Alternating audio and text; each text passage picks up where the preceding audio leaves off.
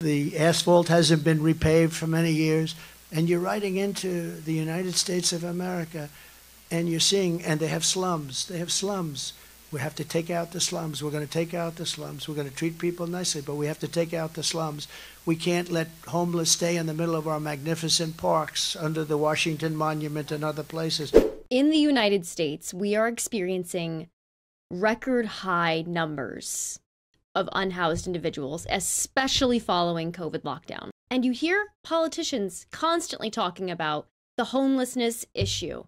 And the focus always somehow seems to be, we need to clean up the homeless areas for our benefit. Boy, I hate having to look at the unhoused. We gotta fix this problem. It's gross to me. Instead of we need to work on this homelessness issue because I feel bad that all of these people are homeless point of view that I think is more fitting for the problem.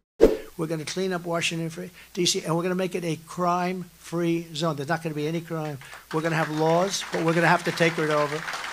We're going to federalize it. We're going to take it over. We're going to run it, and we're going to run it properly. And we're going to run it very, very strongly. And there's not going to be people shot. People come in from your state. They want to go see Washington. So they come in from New Hampshire. They walk down the road. They end up getting shot.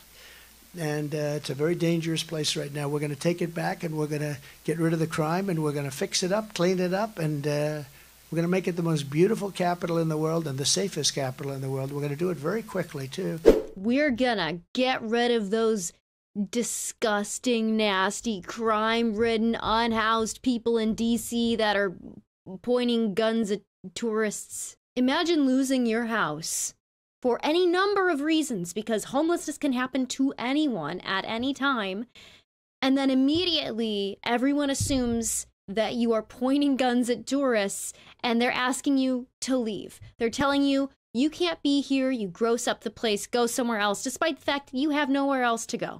And so the solution is pretty consistently just moving the homeless, just getting rid of the homeless. Whatever that is supposed to mean. Let me tell you about San Diego, because they're considering banning homeless encampments on public property. San Diego County Supervisor Jim Desmond is with me now. Jim, you're going to hear from the ACLU about this. They won't let you do it. Can you actually do that legally? Well, we'll find out, and hopefully the city of San Diego is going to pass that today. But I'm sure the ACLU is going to come after us, and unfortunately, this is a good first step, but we still have this Housing First program that allows drug use and doesn't require any treatment when we do get people into housing or do get people there, which is why our numbers, even after spending billions and billions of dollars in the state of California on homelessness, our numbers keep going up. And as you reported, 14% over the last year after spending billions of dollars. It just hasn't worked, but it's a good first step to get people off the streets, hopefully into housing, but then they got to get treatment and care.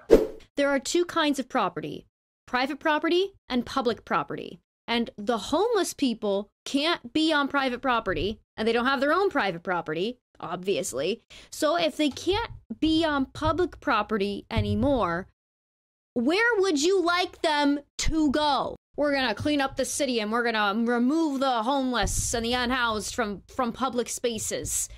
Where are they going to move to? Not my problem. Not my problem. They can go to the moon with no suit for all I care. Not my problem. I gotta clean this area up for the people who are already housed. That's all I care about. Not to mention, you can't have a stipulation for unhoused people who are addicts that you can have a home as long as you quit your addiction. That's not how addiction works. And yes, you're right. We do need resources to help them, but you can't say, well, you can't have a house if you're going to be using, because addiction doesn't just stop like that. If it was that easy for them to stop being addicted to whatever it is they're addicted to, they would have done it already. You can't have that kind of stipulation for housing if you say you want to house the homeless. It has to be, even if I know they're going to be using in that house, they still deserve to have a roof over their head. That's how housing works, or should work. But because no one wants to approach this issue from an empathetic place, The unhoused numbers in this country are skyrocketing, and our efforts to get people into housing, not working at all. According to new federal data, a record number of people are now unhoused, more than 653,000, a 12% population increase since last year. Mel Tilakaratna runs a nonprofit that provides free showers to people living on the street. The system is completely overwhelmed. Tilakaratna points to a rise in housing costs, the opioid epidemic, mental health issues, and the migrant crisis as factors exacerbating the problem in LA. In Phoenix, the city recently cleared a large encampment located downtown. It seems that the quote-unquote cleanup that the city did just spread the mess out a lot further. People going through everyone's dumpsters, dragging stuff out into the streets.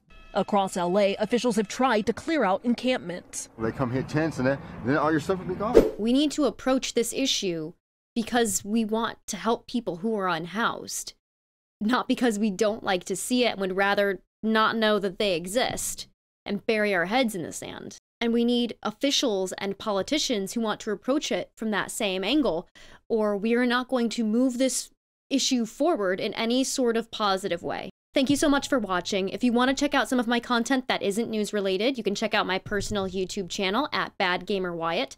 And until then, I will see you in the next video. Thank you.